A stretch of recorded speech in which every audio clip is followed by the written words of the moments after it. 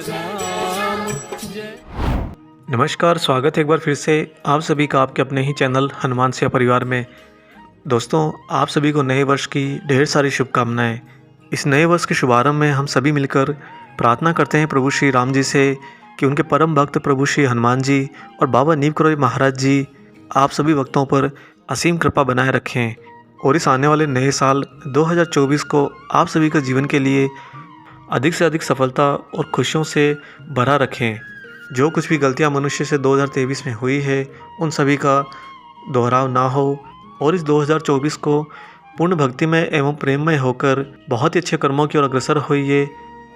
क्योंकि देखिए, जब भक्त अच्छे राह पर चलता है, अच्छे कर्म करता है और अच्छा भाव रखता है तो उसके ईश्वर भी उससे बहुत प्रसन्न होते हैं।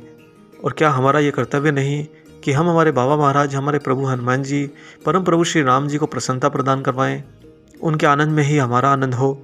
इस सभी के साथ एक ये प्रण लीजिए कि इस वर्ष आप पूर्ण सत्य के साथ डटे रहेंगे और बिल्कुल स्वच्छंद होकर, जीवन को उन्मुक्त होकर उच्च स्तर की ऊंचाइयों पर अवश्य लेकर जाएंगे। अगर आपको कहीं कोई बाधा आती है, कोई रुकावट आती है तो हनुमान जी, बाबा महाराज जी है ना, उनके रहते आपको क्या डरना।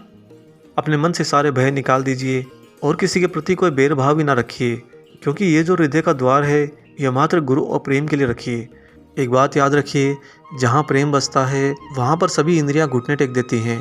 आप स्वतः उस परमात्मा का स्वरूप हो जाते हैं जिस परमात्मा को दूर कर कर सदा आप उसकी तरफ जाने का प्रयत्न करते रहे हैं। और दोस्तों, आपका ये परिवार हनुमान सेवा परिवार, हमने आज से ठीक 1 वर्ष पूर्व इसकी शुरुआत करी थी और आप लोगों ने बहुत ही प्यार दिया, बहुत ही आशीर्वाद दिया, जिसके चलते आज हम 40,000 से ज़्यादा सब्सक्राइबर का परिवार बन चुके हैं।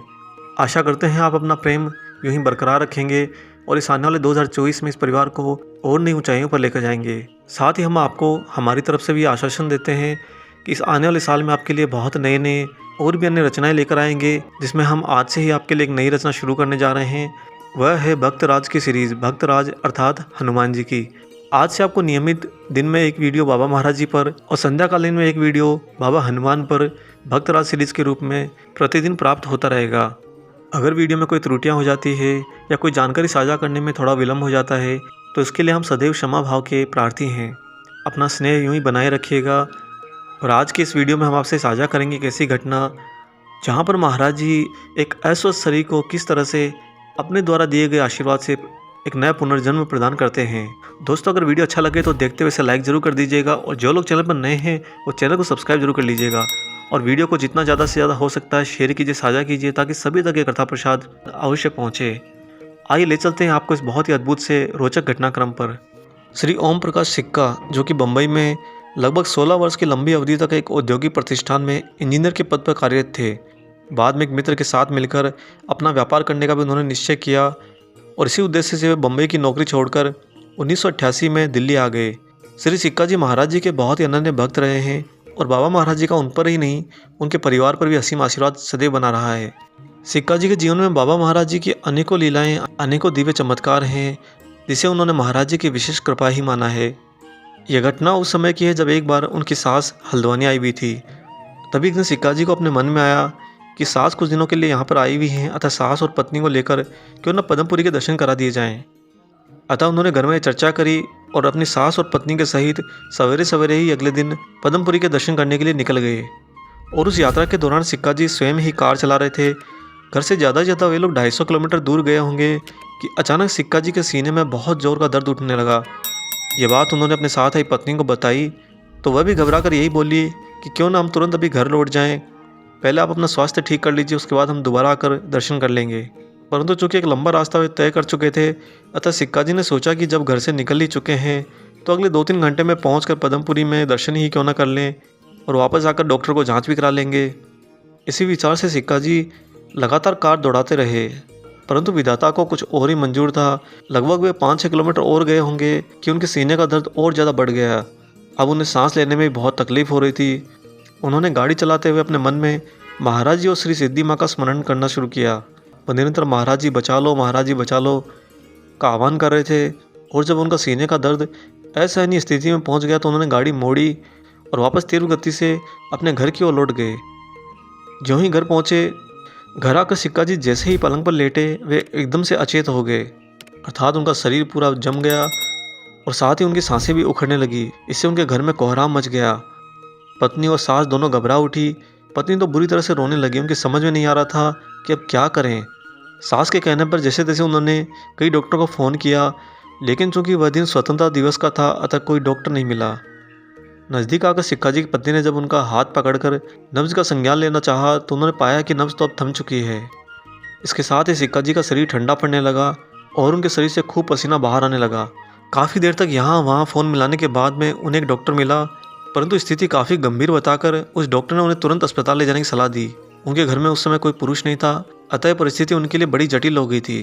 तभी इस उधेड़बुन और परेशानी भरे सबब में अचानक से उसके बीच श्रीमती सिक्का को उस कंबल की याद आई जिसे उन्हें आशीर्वाद स्वरूप देते हुए श्री माँ ने उनसे कहा था कि जब कभी भी कोई गहरी दुख पीड़ा हो और आपके आपे से बाहर हो जाए तो यह कंबल उस बीमार को ओढ़ा देना।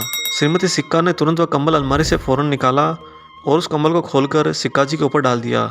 दोस्तों, वह कंबल कैंची धाम में बाबा महाराज जी के श्री चरणों में चढ़ाया गया प्रसाद था, जिसे श्री सिद्धि माँ ने सिक्का जी और उनकी पत्नी को आशीर्वाद स्वरूप प्रदान किया था। महाराज जी को उस कंबल में लपेटे लपेटे ही कुछ समय बाद सिक्का जी को एक पड़ोस की गाड़ी से अस्पताल ले जाया गया।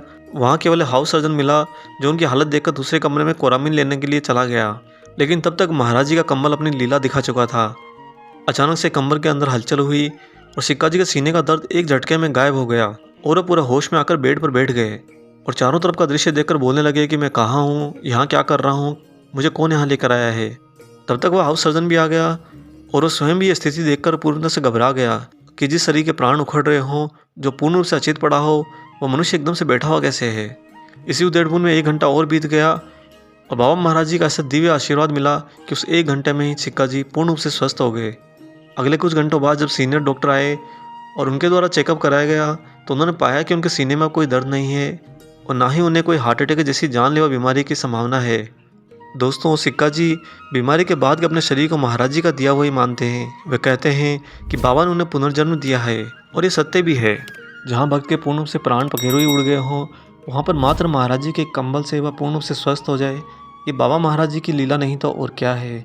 तत्पश्चात सिक्का जी घर आए और आने वाले समय में उन्हें कभी भी सीने में दर्द की कोई शिकायत नहीं रही।